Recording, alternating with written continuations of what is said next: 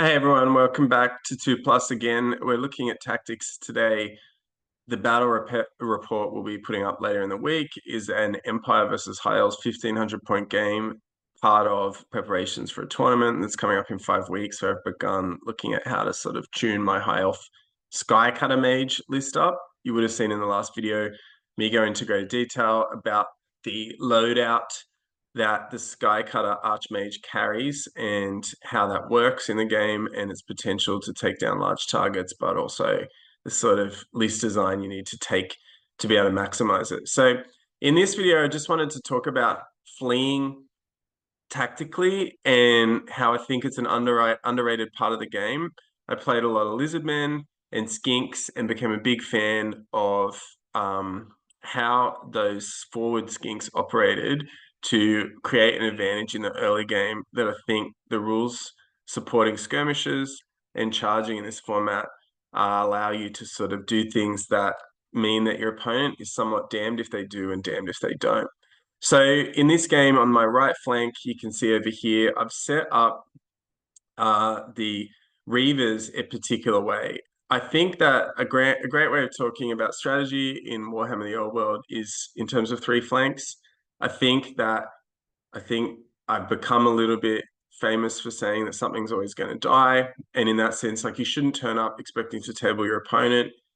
They're going to be playing things no matter what that are going to have combat potential. And you need to look at game parts of the board that you might be at a disadvantage in, how to gain an advantage or not lose too much there rather than just flat out winning all over the board. So in this example on the left-hand side, you can see I'm at a pretty big, like I've got that to myself, and it's going to be more about me maneuvering back towards the center. Whereas in the middle, while it looks like my opponent has the run of the mill, these are my big units, and I'm expecting them to do some damage, and they should be protected by this forest to some extent.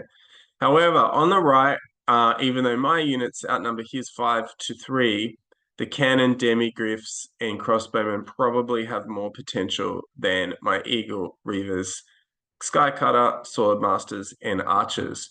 So I placed the reavers here. I mean, I could have put them on the right-hand side, but they're here as a screening fleeing tool rather than some sort of combat tool. Like on the left-hand side, what are they going to do? Run behind the steam tank or the halberdiers? They're not going to do much. They'll take turns to get to the other side. However, there is potential on this side, and in the hindsight, I would say they had a pretty successful game when we get to the conclusion, but to do a lot of different things on this side. So Reavers, I think, are more of a combat unit than you might believe because they're getting essentially one attack or two attacks each from the horses. So if they're able to charge that cannon unit, they're probably going to kill it, in my mind. So they can start 12 inches away, bang, that's a charge on a cannon. I even took a Harbinger in the unit, which gives you an extra attack, strangely, for the Reavers. So and costs 8 points for trivia, high elf trivia buffs out there, not 5, 6, or 7 for a champion. So that's what I want to look at as how this game progresses and the different options I had. So I lost the die roll and had to go second. I think I sort of don't mind going second with this army. I'm going to have a lot of drops. The Skycutters are single drops by themselves, but you have to be prepared for that. I guess on the first turn, you wouldn't be able to charge, sorry, I should say with scouts anyway. That potential is only going to exist for a little bit longer.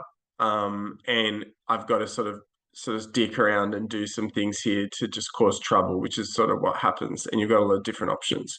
So on Michael's first turn, he charged with the demigryphs, and I'd set them up in a way knowing that 2d6, I might need to roll the swift stride to get a sizable distance away from the demigryphs. So if you're looking at demigryphs who have swift stride, move 7, I guess you're looking at an average of about, they could probably go 15 inches, and you might want to go more than that to be on the safe side. So let's say you want to get about 18 inches away to feel confident that he's not going to roll 7 plus 5 plus 6 would probably be outlandish, I'd say. But I don't think rolling a 5 when you get 2 shots at it is such a big deal. I think there's a 55% chance of getting 5 plus on 2 dice to get the charge, and then a lucky 5 or 6 more to push it a bit further is not that strong, not that farther stretch. So I'd probably say I want to be 18 inches in the clear.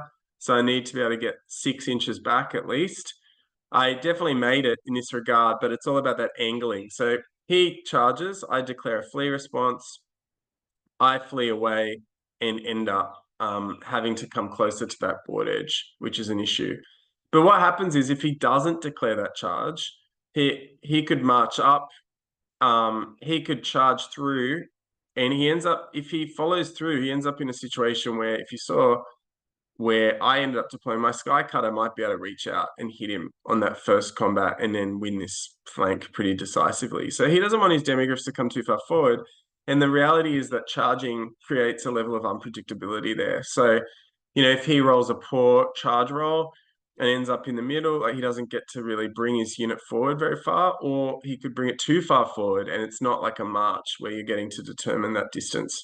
If you do march, he leaves my Reavers able to shoot past, and while they can't charge the cannon on that first turn, they can duck behind it, they can draw its attention, they can get out of the charge arc or firing arc of other units, or have them waste their turn in dealing with this lesser pointed threat and end up protecting my other units in the back. So yeah, I just want to make that point that that's what occurred in that game. The other strong side of this, like moving on, is sort of that in this game, I think a little bit ridiculously, you can then rally and then march. So you've run away. What's the cost if you're able to then rally a truce, which I did? My Reavers were able to roll the 8 and then march straight back into the action, and they sort of ended up where they started. What that meant was you can see a little bit, not really that much closer to the demis now, but also my Eagle has come all the way up, able to march 20, and it seems a long way forward. It ended up being vulnerable to the grape shot of the cannon, sadly, but I was trying to get out of the range of the Demigryphs, because if they charge here, if you've watched Paddy's video from last week, you'll know that they can charge, it flees off the board, they can redirect. And that in this game, that's what happens next, which is fascinating. So the Eagle had to, as we agreed, had escaped the charge arc of the demis.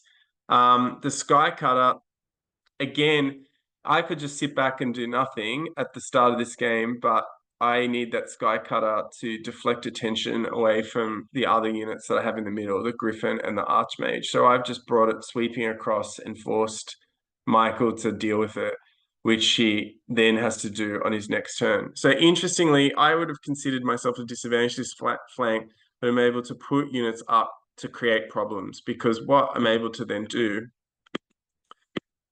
is flee tactically with those units back. So going back to this screen, you'll see what the result was. His cannon is going to shoot that poor Eagle off the board, but his Griffin and Demigryphs declared a number of charges. So his Demigryphs declared into the Reavers, and then the Griffin had declared as well at the Reavers, but had declared, ended up charging the Sky Cutter in the middle.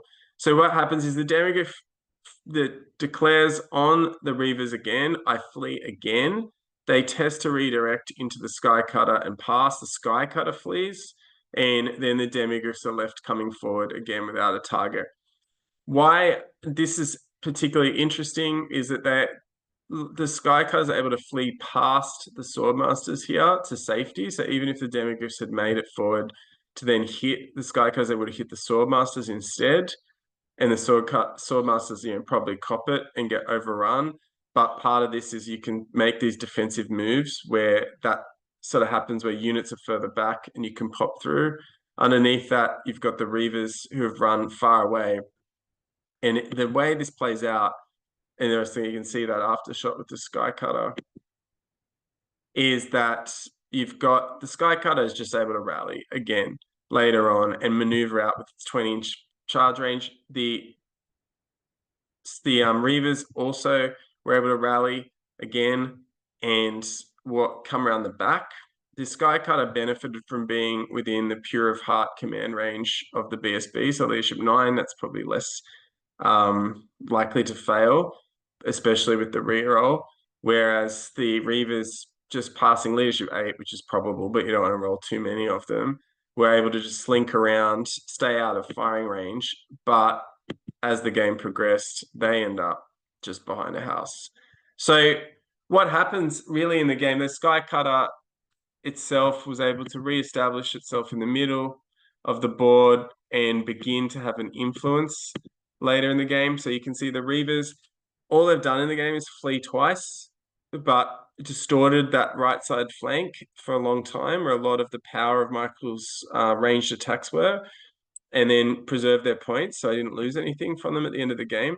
The Sky Cutter Mage just became took a number of wounds from the missiles, but was able to survive enough to then relaunch into the Crossbowmen and finish off by going into the cannon at the end of the game and getting its revenge somewhat. So what I wanted to bring up was just the possibilities. I talked in a previous video about using the drilled Dark Dragon Princes to get a lot done. Here too, the ability to move and run away, especially with high leadership ability elves, I think it's sort of necessary to play high elves this way. Wood elves get a bad rap for running around and doing that sort of thing, but I think you need to look at how high elves, dark elves, any of these sort of fragile, maybe even demons, God forbid, I guess they can't flee being immune to psychology, but maybe that's what makes them really bad. But in this instance, with elf armies particularly, that ability to move fast and get out of the way and then change the point of attack in the game is really an incredible capacity, because as the game progresses, your advantage to move across different flanks of the board is really big. So if you're looking at Sky Cutters, move 10 plus Swift Stride, or even those Reavers, they move 9, they go a really long way.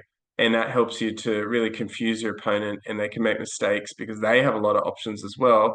But failing charges and then even completing charges that don't result in combat don't allow you to restrain and reform, which is one of the few areas in the game where that happens. So, if a big dragon or those demigryphs don't make it, they're not able to then pivot and enter the fray where they're most needed. And that can be how, I guess, Old Warhammer used to be played a lot more, but it can be something that can help a lot in this format where the big hitters are able to just also be so maneuverable, and it's costing us in the middle with a lot of those mid-range units that we all would like to see on the table a lot more.